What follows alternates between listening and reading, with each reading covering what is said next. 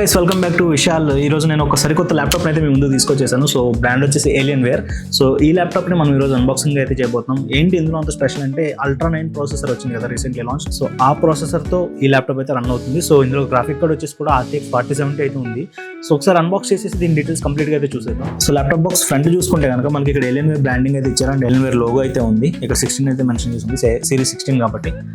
And side చూసుకుంటే కనుక M16 అని అయితే మెన్షన్ చేసింది ఇక్కడ.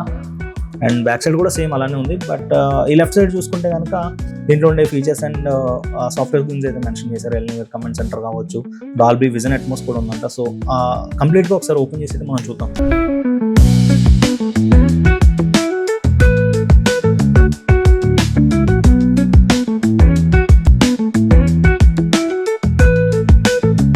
సో మనకు బాక్స్లో చూసుకుంటే ల్యాప్టాప్ ఎక్కడ ఉంది అండ్ ఛార్జర్ కూడా మనకి ఇందులో ప్రొవైడ్ చేశారు.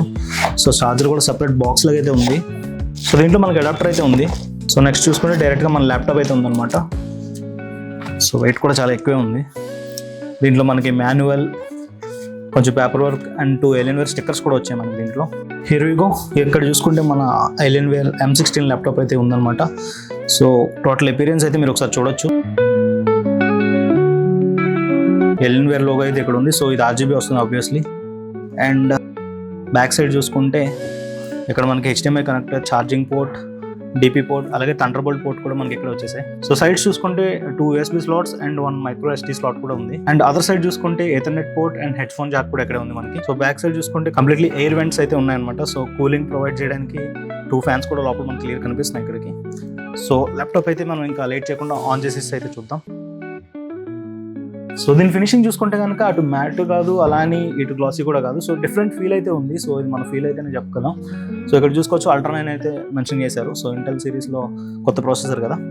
సో ఇక్కడ కూడా మనకి ఏలియన్వేర్ లోగో అయితే ఉంది అండ్ ఇక్కడ కూడా మనకి ఎయిర్ వెంట్స్ అయితే కనిపిస్తున్నాయి. సో మన పవర్ కి కూడా చాలా డిఫరెంట్గా అయితే ఇచ్చారు. సో ఇక్కడ ఏలియన్వేర్ లోగో కనిపిస్తుంది కదా. సో ఇది ప్రెస్ చేస్తే మనకి ఆన్ అవుతుంది అనమాట. సో చూడొచ్చు కొత్త RGB మొత్తం కూడా ఆన్ అయింది. ఏలియన్వేర్ లోగో కూడా వచ్చింది.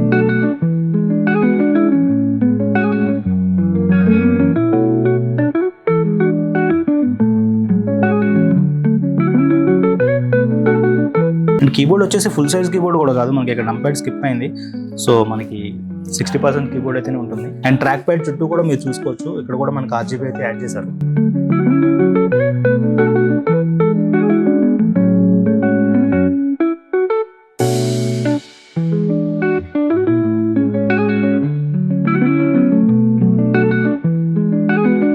సో ప్రాసెసర్ చూసుకుంటే కనుక ఇంటెల్ కోర్ అల్ట్రా 9 ప్రాసెసర్ అయితే దీంట్లో యూస్ చేశారు. 185H అనమాట అది. సో అప్ టు 5.4 GHz వరకు స్పీడ్ అయితే మీరు ఎక్స్పెక్ట్ చేయొచ్చు దీంట్లో.